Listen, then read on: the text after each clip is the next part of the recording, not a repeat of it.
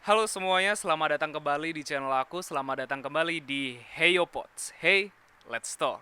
Bareng sama aku Hey Yoga, mungkin selama 10 menit ke depan aku mau ngebahas sesuatu yang menurutku penting banget untuk dibahas. Menurutku kritis banget. Kenapa kok penting? Kenapa kok kritis? Karena hal ini berkaitan sama kehidupan manusia yang bertumbuh atau berkembang menjadi dewasa.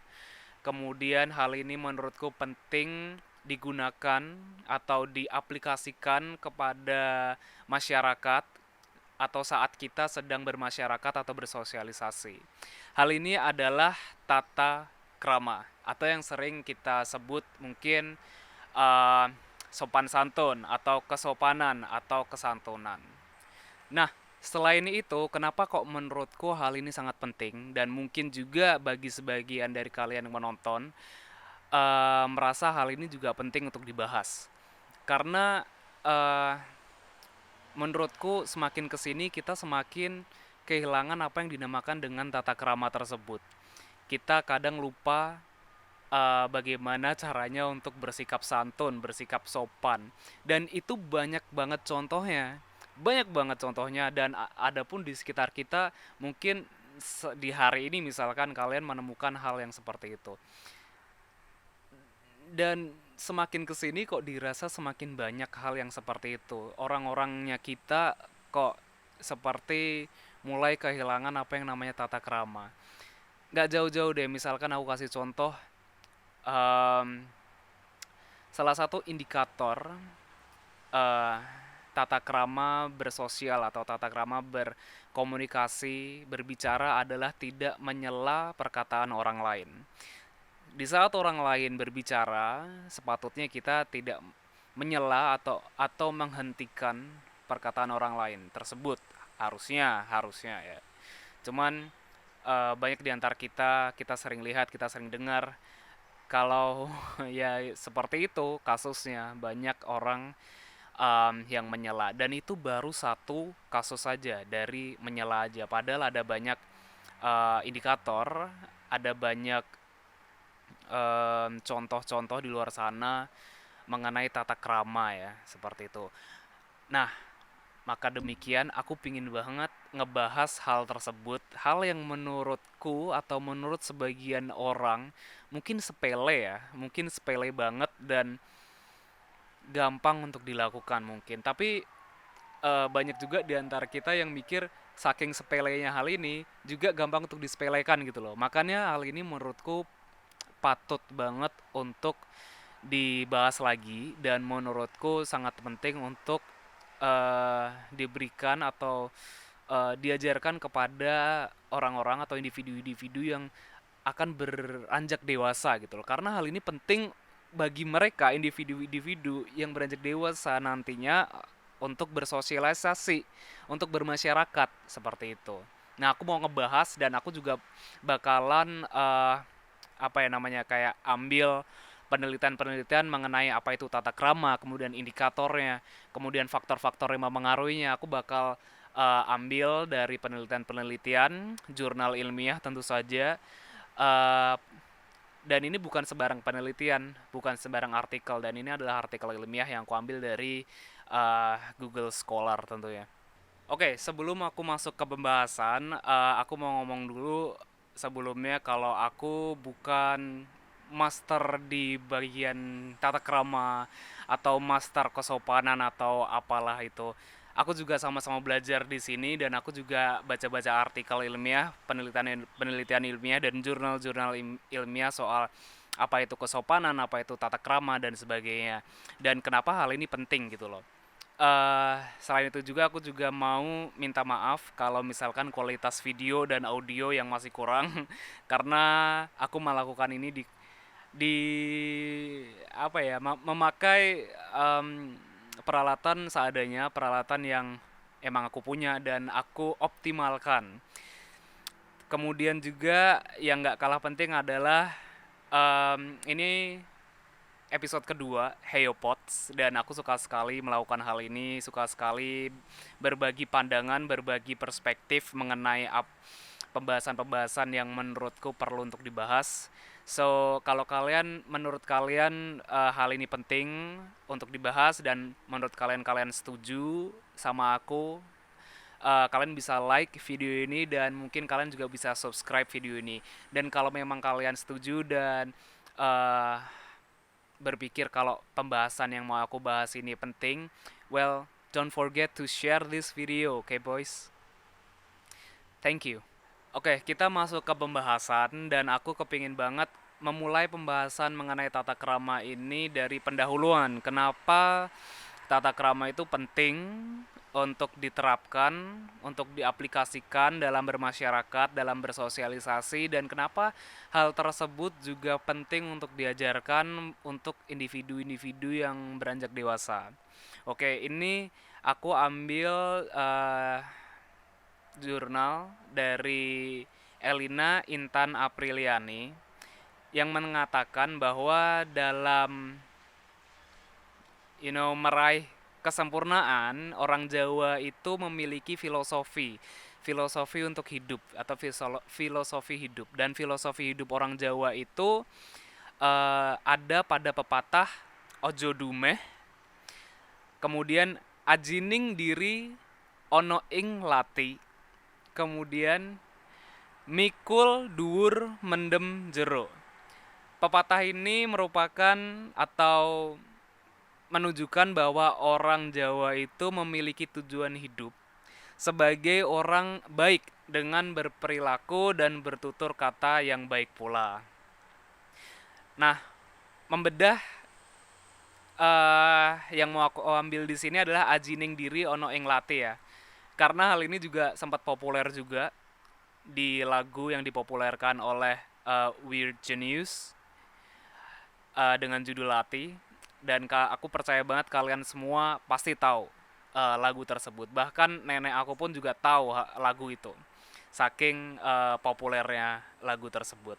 Nah, aku ambil dari artikel oleh Purba Kuncara di mana beliau mengatakan ajining diri soko eng lati itu mengandung makna bahwa seseorang itu dapat dihargain berdasarkan ucapannya atau lidahnya.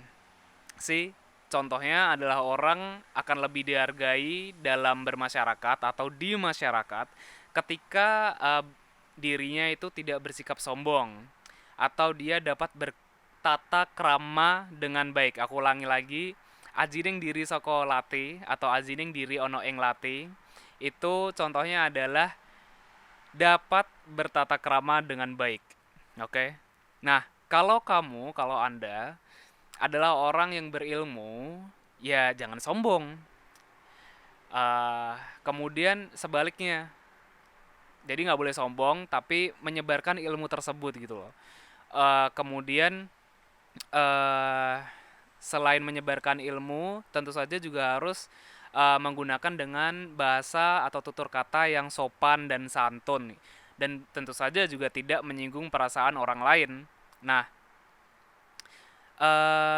istilah ajining diri ono eng lati ini juga bisa juga diartikan bahwa dalam setiap kehidupan manusia itu harus selalu menjaga setiap ucapan agar senantiasa berucap benar dan tidak berkata dusta. Sih, eh jadi yang aku tangkap dari artikel oleh Purba Kuncara ini adalah istilah ajining diri ono eng lati itu adalah soal integritas kita. Bagaimana kita bersikap, bagaimana kita berucap, bagaimana kita bertata krama, bagaimana kita bersopan santun di suatu komunitas, sih. Uh, dan menurutku untuk bersopan santun, bertata krama, walaupun uh, norma atau satu komunitas dengan komunitas lain mungkin berbeda, kamu atau kita semua harusnya bisa mengikuti satu komunitas tersebut ya. Jadi kalau misalkan uh, kamu orangnya cuap-cuap, kamu berkata, ya style berbicaramu kayak gitu. uh, setidaknya kamu bisa mawas diri lah, setidaknya kita bisa bertoleransi untuk menjaga kesopanan saat berada di komunitas tersebut. Oke, um, si istilah ajining diri ono ing lati, bahkan oleh penyanyi lati pun beliau juga berkata bahwa ya istilah tersebut tuh nggak jauh dari integritas. Bagaimana kita bertata krama dan bagaimana kita mengamalkan atau mengaplikasikan kesopanan atau sopan santun, nilai-nilai norma, nilai-nilai moral kepada suatu komunitas tertentu gitu loh. Eh, dan kenapa hal ini menjadi masalah adalah yang menjadi masalah adalah hal ini tuh kok aku merasa hal ini sudah mulai ditinggalkan. Ditinggalkan bagaimana? Ditinggalkan seperti misalkan ketika berucap kepada orang yang lebih tua, sekarang udah yang kalau orang tua bilang nih, sak penake udele, seenaknya sendiri gitu loh. Kayak seakan mau membuktikan bahwa dirinya ini benar, dirinya ini nggak salah dan mau membuktikan kalau dia itu ya benar, dengan misalkan menyela percakapan. Jadi misalkan orang tua lagi ngomong, udah disela dulu, belum selesai udah disela. Itu cuman demi ngomong kalau dirinya itu mau membuktikan kalau dirinya itu benar dan nggak salah gitu loh. Karena hal tersebut tuh kita udah menghilangkan um, nilai moral dan nilai sopan santun kita bermasyarakat. Nah, aku punya argumen kenapa hal ini penting gitu loh. Ya, hanya karena seseorang mau membuktikan sesuatu, dia terus tidak menghormati orang lain itu menurutku nggak make sense. Dan apakah orang-orang tuh se-ignorant itu, bersikap bodoh, you know, nggak peduli seperti itunya kah sampai melukai hati orang lain, melukai suatu komunitas lain, melukai orang tua?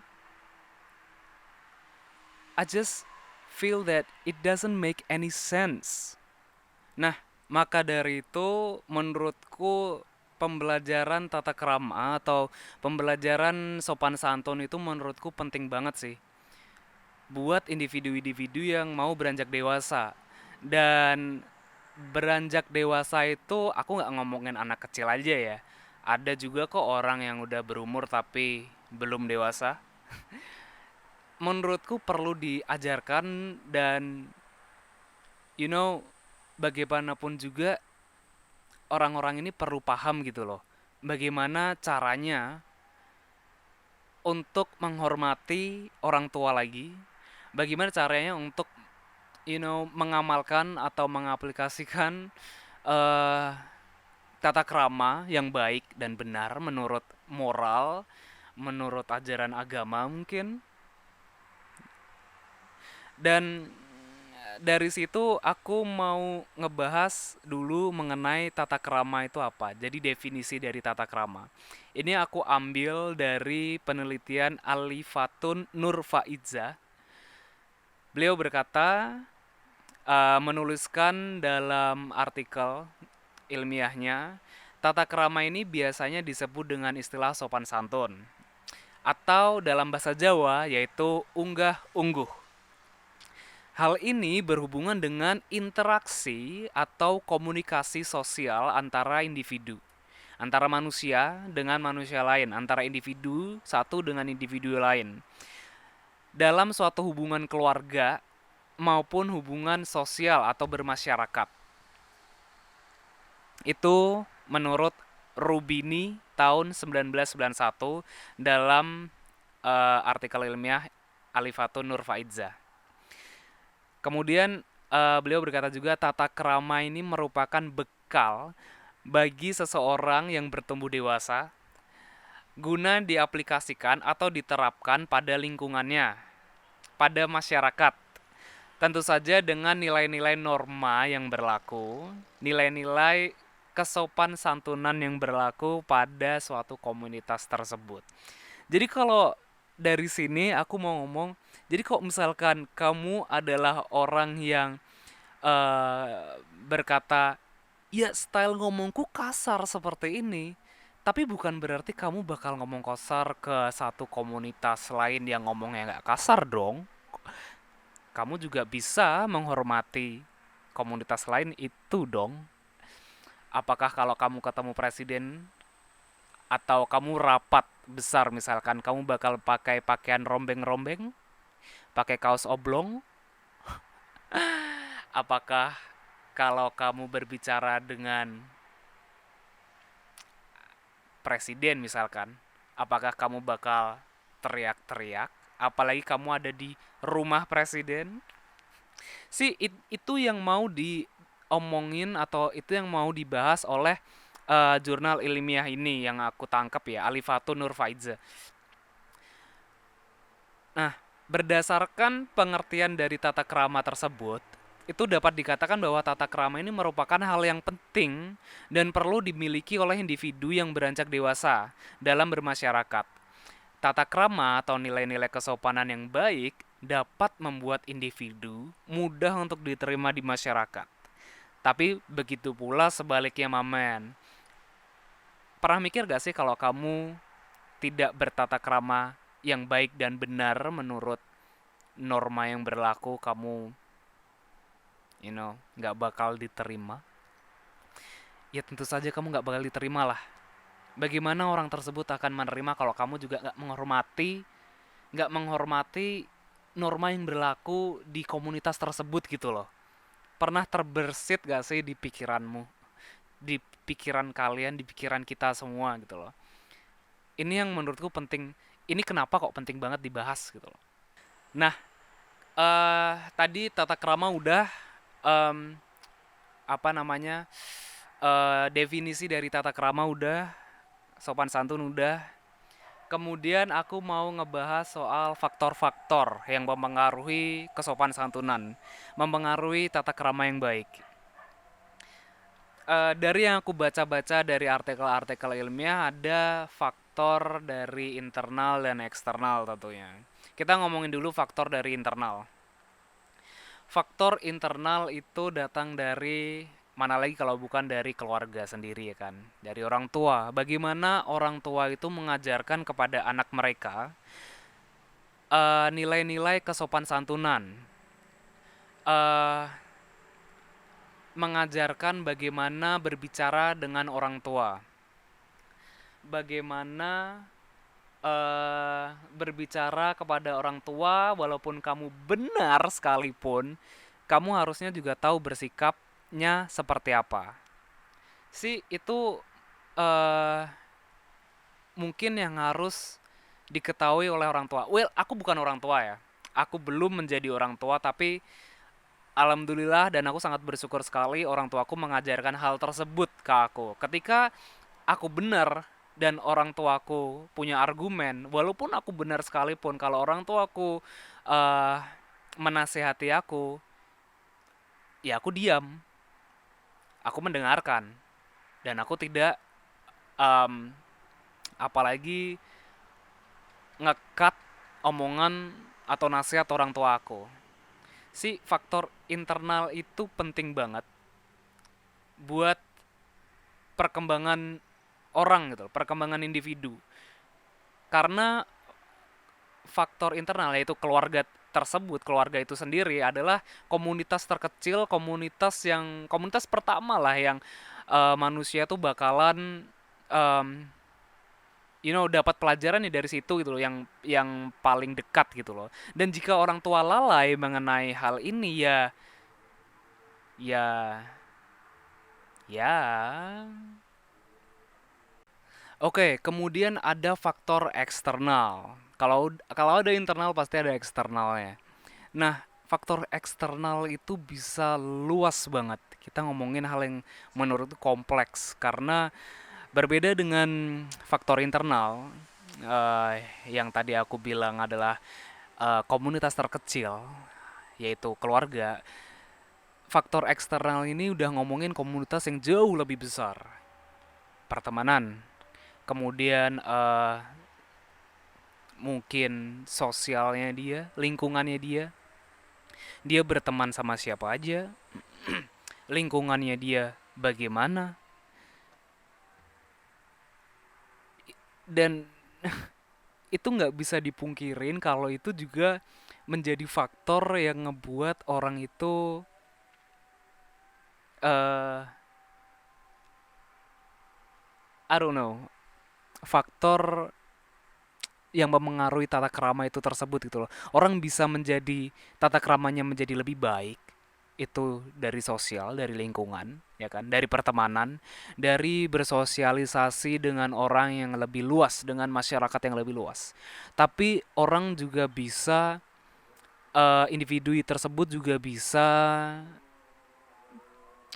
memiliki tata krama yang kurang baik pula di suatu komunitas tersebut sih, jadi tergantung komunitasnya seperti itu.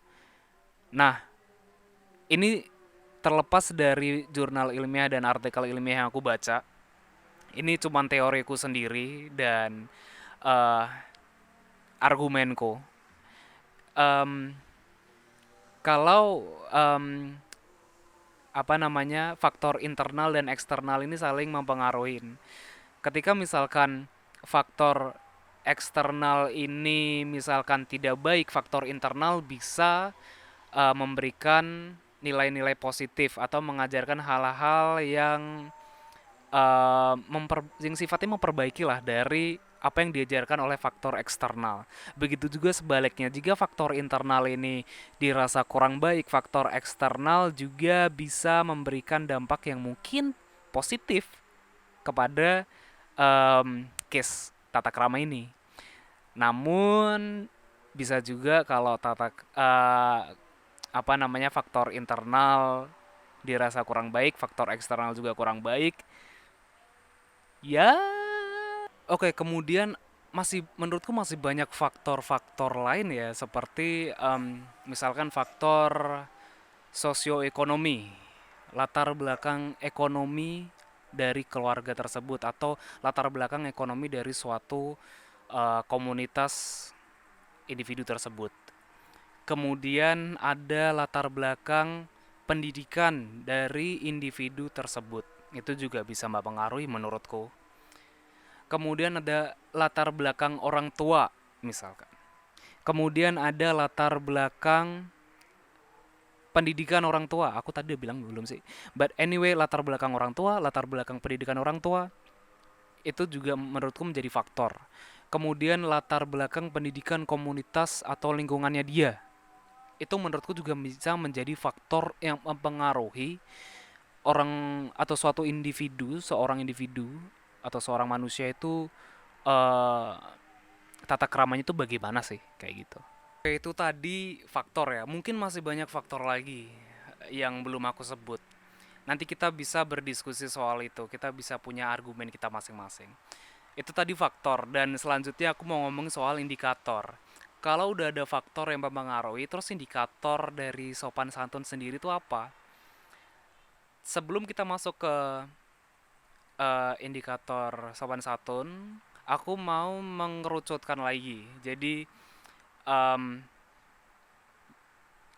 sopan santun dalam hal apa dulu nih, ya kan? Karena sopan santun ini masih luas dan bisa banyak banget artinya, bukan artinya tapi masih bisa banyak banget cabangnya gitu loh. Bisa sopan santun dalam misalkan sopan santun dalam buang air kecil, I don't know. Sopan santun menggunakan ruangan misalkan. Sopan santun ketika eh, berada di dalam bis misalkan. Dan yang mau aku bahas spesifiknya adalah sopan santun ketika berbicara, tata krama berbicara. Dan dalam penelitian ilmiah milik Lilik Suryani, di sini dikatakan bahwa indikator sopan santun yang masuk dalam kriteria baik adalah Jadi indikator sopan santun atau tata krama berbicara yang masuk dalam kriteria baik ya, itu adalah satu, berbicara tidak lantang atau keras. Kedua, tidak berkata kotor. Ketiga, tidak menyela pembicaraan. Kemudian bersikap baik pada saat berbicara dengan teman. Kemudian, dan yang terakhir, menggunakan atau penggunaan bahasa yang baik dan benar. Itu tadi adalah indikator sopan santun atau tata krama berbicara yang baik. Nah, maksud dari indikator tersebut apa sih? Jadi begini, eh individu dikatakan bahwa dia ini memiliki sopan santun dalam berbicara yang baik itu ketika dia atau individu tersebut sudah um, you know bisa melakukan hal-hal atau bisa melakukan indikator-indikator tersebut semuanya. Jadi bisa berbicara tidak lantang atau keras, tidak berkata kotor, tidak menyela pembicaraan, bersikap baik saat berbicara, dan penggunaan bahasa yang baik dan benar. Ketika satu saja indikatornya tidak terselesaikan atau tidak dilakukan, maka belum bisa dikatakan bahwa individu tersebut memiliki sopan santun berbicara yang baik. Itu yang aku tangkap sih, seperti itu. Oke, itu tadi yang mau aku bahas. Itu mungkin apa ya? Sebagian kecil lah dari keseluruhan yang mau aku bahas. Karena kalau aku ngebahasnya terlalu jauh, terlalu lama, pasti videonya juga terlalu lama. Dan aku nggak pengen ngebikin video yang terlalu lama sebenarnya. But setidaknya itu yang mau aku sampaikan. Setidaknya aku sudah menyampaikan apa yang menurutku bahasan yang menurutku penting banget untuk diketahui sama orang-orang. Bahasan yang menurutku perlu banget dimiliki oleh orang-orang. Tata krama, men. Kamu bukan siapa-siapa kok tanpa tata krama, tanpa attitude. Kamu mau sekaya apapun kamu, tanpa attitude kamu dipandang orang juga kecil gitu loh. Dipandang orang juga jadi nggak suka sama kamu. Kamu mau seganteng apapun kamu nggak ada attitude, cewek nggak ada yang suka. Mau secantik apapun kamu, attitude-mu jelek, cowok ya nggak ada yang suka gitu loh. Cuman mainin aja gitu loh, buat mainan doang. Kamu mau eh apalagi kalau kamu udah kasar orangnya dan nggak ada attitude, apalagi nggak ada attitude ke orang tua gitu loh. Kamu mau hidup di mana, mau men? Ini negeri yang mayoritas orangnya percaya banget sama nilai moral loh, percaya banget sama I don't know, karma, hati-hati. Tapi gini loh, aku tahu kamu tuh mau membuktikan sesuatu gitu loh. Aku tahu kamu tuh mau membuktikan kalau kamu tuh nggak salah. Aku tahu kita ini sebagai manusia juga nggak pingin ngalah, nggak pingin kalah gitu loh. Itu bagian dari hidup kita sebagai manusia. Sepertinya emang seperti itu. Kita susah banget untuk menjadi yang kalah. Tapi apa susahnya sih menjadi bermoral walaupun kalah? Apa susahnya sih? Apa susahnya sih memiliki attitude walaupun kamu kalah? Hmm? Oke lah, aku paham. Mungkin enggak semua masyarakat di Indonesia ini memiliki privilege, memiliki apa ya, em, kelebihan apa sih ya, privilege, privilege dalam hal pendidikan, privilege dalam hal ekonomi. Tapi aku masih percaya kok sama kita semua. Aku percaya kalau manusia itu bisa berubah. Aku percaya kalau manusia itu bermoral.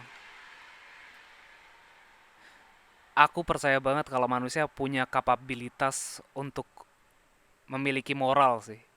untuk mengamalkan tata krama yang baik dan benar dan mengikuti norma yang berlaku di suatu komunitas walaupun orang tersebut besar atau lahir di um, I don't know, di tempat yang mungkin banyak orang kasarnya.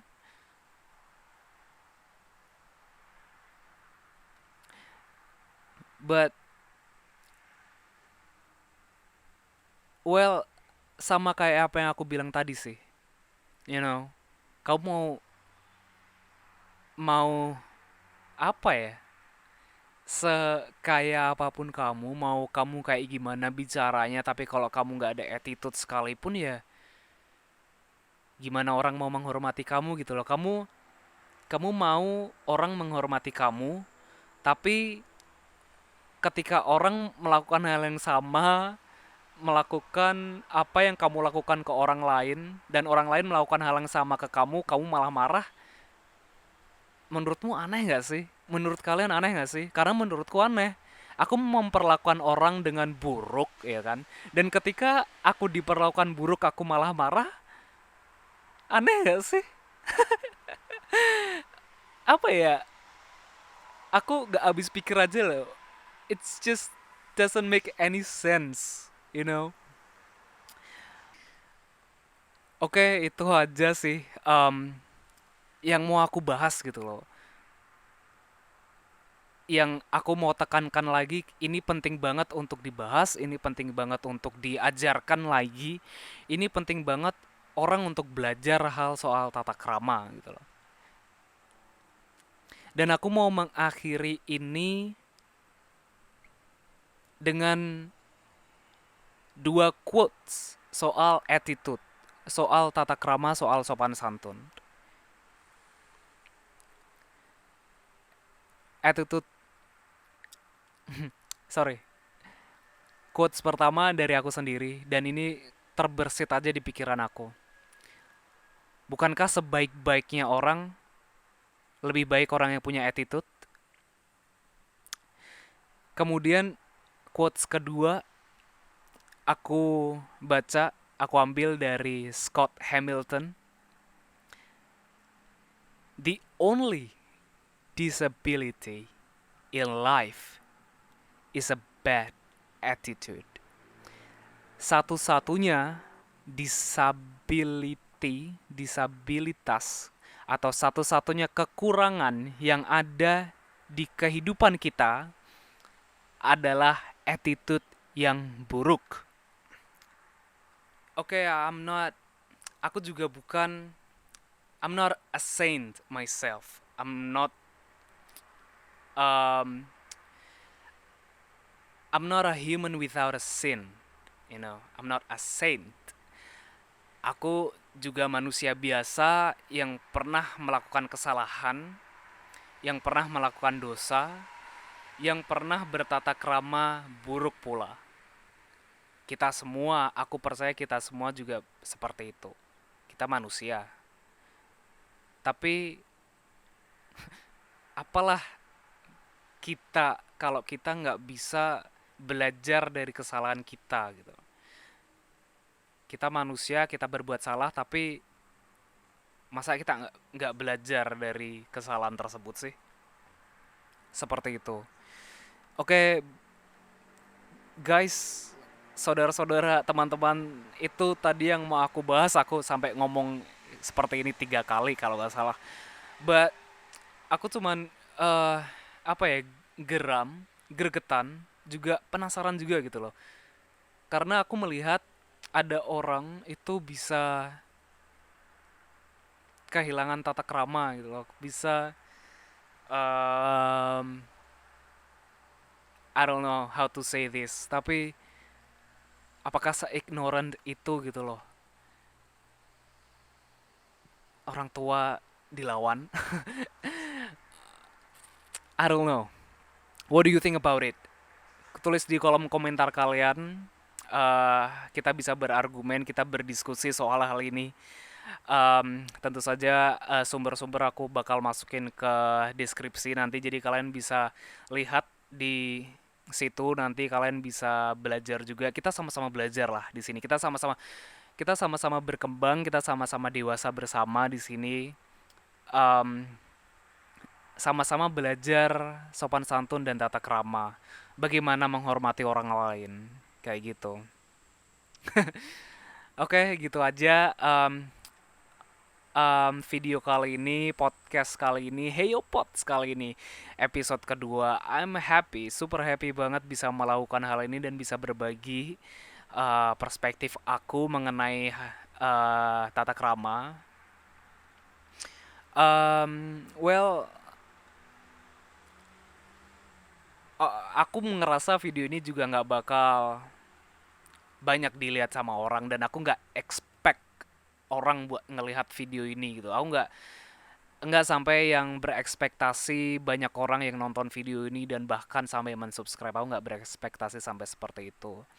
Mungkin sebanyak-banyaknya orang yang ngelihat video ini paling 25 atau 50 orang. Tapi setidaknya aku bisa berbagi kepada 50 orang atau 25 orang tersebut gitu loh. At least aku berbagi lah, at least aku berbagi pandangan aku, dan aku terbuka banget sama diskusi, sama argumen-argumen. Jadi kita bisa, I don't know, kalian bisa tulis di kolom komentar. Kalian kalian bisa tulis di kolom komentar argumen kalian, menurut kalian soal tata krama itu bagaimana. Dan ini mungkin permintaan yang muluk ya. Walaupun aku nggak berekspektasi video ini bakal dilihat banyak dan kalian subscribe video ini. Well, tolonglah kalau kalian merasa argumen ini penting, bahasan ini penting, share lah video ini atau setidaknya bikin versi kalian masing-masing. Ops. Setidaknya bikin versi kalian masing-masing mengenai apa itu tata krama, you know. Kalian sudah bisa menginspirasi orang lain kok. Seperti itu. Well, that's it. Thank you banget um, buat kalian yang sudah mau join, sudah mau nonton, sudah mau mendengarkan bahkan uh, podcastku soal tata krama ini, bahasan dan atau argumen yang menurutku penting ini, karena banyak orang yang dirasa atau aku merasa kehilangan apa itu yang dinamakan tata krama. Thank you banget buat kalian, semoga kalian semua diberikan kesehatan, semoga kalian semua diberkati oleh Tuhan Yang Maha Esa. Insya Allah, semoga kalian di semoga kalian terinspirasi ya dan mendapatkan ilham. Semoga juga keluarga kalian sehat juga, kalian rezeki lancar dan tetap semangat. Ini Maret tanggal 1 kan, dan semoga bulan ini bulan yang baik buat kalian semua. Amin, amin ya robbal alamin. So that's it. Thank you banget. Um, aku masih belum tahu outro yang bagus buat podcastku apa, jadi aku bakal akhiri dengan I'll see you in the next video. I'll see you in the next podcast actually. Okay, I'm Yoga. Aku Yoga, signing out.